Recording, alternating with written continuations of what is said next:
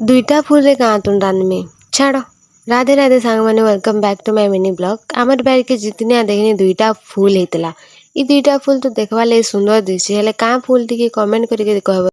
माखन गोटे फल दिला बोल तो बेसी बड़टा नहीं से छोटा गुटे न मात्र तो फल दिला तार माखन फूल नुरुथिनी देखनी चारिआडे बापरे केते धूरे गोटे होता। तापर भीतर भीतर खोजली पाइली 2-3-4टा।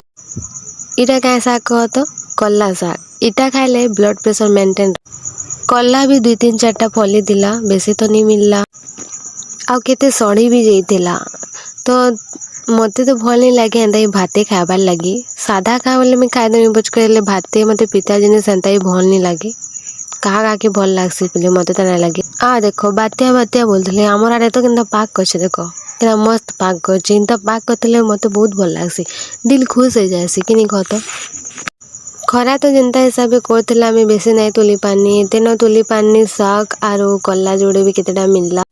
इता के रान देले आज लंच रे थिला भात दाल माखन फूल भजा कला शाग। वीडियो करबा अभ्यास नहीं तो मैं वीडियो करबा भूली जाइथिनी। एटा काना भाबुछ एटा होचे पकड़ी इवा शौक नहीं हेबो काकनी एटा हेल्दी पकड़ी जस्ट डीप फ्राई करछे। आज लगे एते थिला मिनी ब्लॉग। राधे राधे।